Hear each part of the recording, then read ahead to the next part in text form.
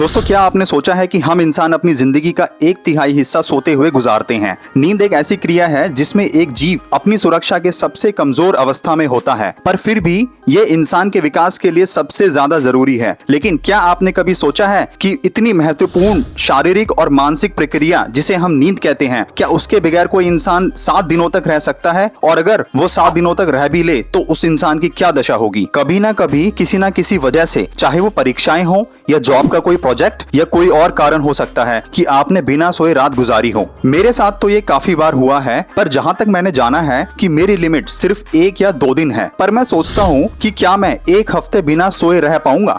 आज हम इसी चीज पर खोज करेंगे और जानेंगे कि इंसान की असल सीमा क्या है और इस सीमा की ओर बढ़ते वक्त उसे क्या क्या भुगतना पड़ सकता है। मेरा मतलब, हम जानेंगे कि 7 दिनों तक लगातार ना सोने पर दिन इंसान के शरीर की क्या हालत होती है। जब हम सो रहे होते हैं तो हमारा दिमाग दिन भर में बहुत सारे दृश्य देखता है और महसूस करता है, और हमारा दिमाग एक बेहद दिलचस्प प्रक्रिया से गुजर रहा होता है जिसे इंग्लिश में कंसोलिडेशन कहते हैं। इस प्रक्रिया के दौरान ही हमारी short term memory long term में बदलती है। तो आइए जानते हैं कि क्या होगा डे बाय डे अगर हम 7 दिनों तक नहीं सोते।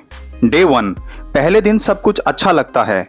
नींद ना मिलना 1 या 2 अल्कोहल के पैक लगाने जैसा असर होता है। आपको ये जानकर हैरानी होगी कि अगर आप 1 दिन भी बिना सोए रहते हैं तो आप खुद को बहुत खुश महसूस करोगे। आप छोटी से छोटी बात पर बिना वजह हंसने लगोगे। ऐसा दरअसल आपके दिमाग में बढ़े हुए डोपामिन लेवल की वजह से होता है, जिसका मेन कारण है नींद की कमी। डे 2, अब शरीर की रक्त कोशिकाओं में थोड़ी सी सूजन आना शुरू हो जाती है, जिसकी वजह से थोड़ी खुजली या इरिटेशन महसूस हो सकती है। अगर ये सिम्टम्स रोका ना जाए तो इंसान को कार्डियोवैस्कुलर प्रॉब्लम्स यानी दिल से संबंधी बीमारी भी हो सकती है, और इसी वजह से बॉडी का ब्लड प्रेशर भी बढ़ जाता है। यहाँ तक कि आंखें गलतियां करनी शुरू कर देती हैं, नजर में माइक्रोस्कोपिक डेविएशंस होने लगते हैं और ठीक से इंसान फोकस नहीं कर पाता। शरीर के इम्यून सिस्टम पर भी बुरा असर पड़ने लगता है और इसी वजह से शरीर खतरे को भांपते हुए उल्टियों के रूप में चेतावनियां देना शुरू कर देता है। डे 3, अब नींद न मिलने के तीसरे दिन दूसरों के लिए पता लगाना बहुत आसान हो जाता है कि पीड़ित के साथ कुछ तो गड़बड़ चल रही है, क्योंकि दिमाग शरीर के साथ कोऑर्डिनेट ही नहीं कर पाता और इसी वजह से हाथ और आंख भी ठीक से काम नहीं कर पाते। और दूसरी तरफ पीड़ित भी बेवजह इमोशनल होने लगता है। उसका फोकस किसी भी चीज पर नहीं पड़ेगा और वह बहुत चिड़चिड़ा महसूस करने लगता है और कोई भी निर्णय लेने में बहुत ही अधिक परेशानी महसूस करता है। कोई भी निर्णय लेने में काफी परेशानी होती है और इस स्टेज में आंखें सूजने लगती हैं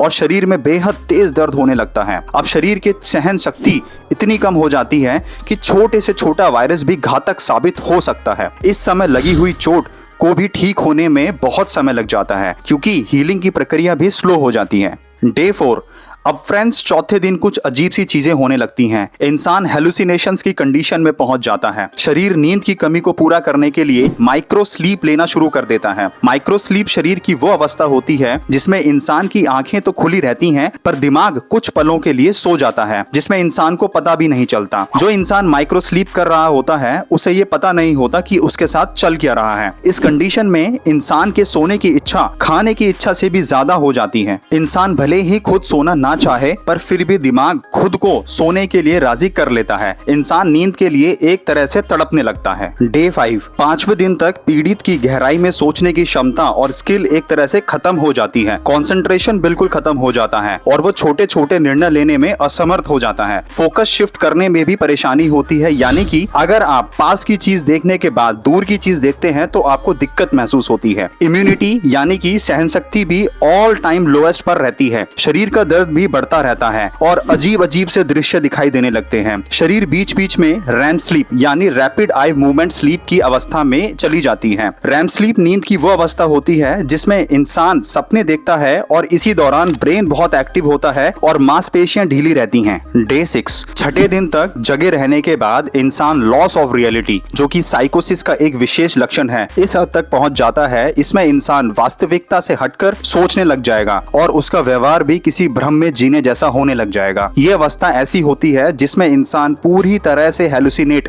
यानी भ्रम में जीने लगता है। डे 7, 7वें दिन तक पहुंचते पहुंचते लॉन्ग टर्म मेमोरी को काम करने में दिक्कत होने लगती है और यहाँ तक कि बॉडी में सेल्स बनने की प्रक्रिया भी कम हो जाती है, जिन्हें इंसोम्निया यानी कि ना सोने की बीमारी होती है, जैसे कि द मशीनिस्ट मूवी में देखा गया है। वो शरीर से नॉर्मली बहुत दुबले हो जाते हैं, इतने कि अगर ऐसा ही चलता रहे तो सारी हड्डियां दिखने लगें। और इसके साथ साथ सभी सिम्टम्स जो मैंने इस वीडियो में बताए वो अपनी चरम सीमा पर होते हैं। तो दोस्तों, अब आपको पता चल गया होगा कि इंसान अगर 7 दिन तक ना सोए तो उसके साथ क्या होगा। तो दोस्तों, आज के लिए बस इतना ही। ऐसे ही रेगुलर एजुकेशनल वीडियोस देखने के लिए चैनल सब्सक्राइब कर दें, वीडियो अच्छी लगी हो तो लाइक कर दें और अगर कोई डाउट हो तो आप कमेंट सेक्शन में पूछें।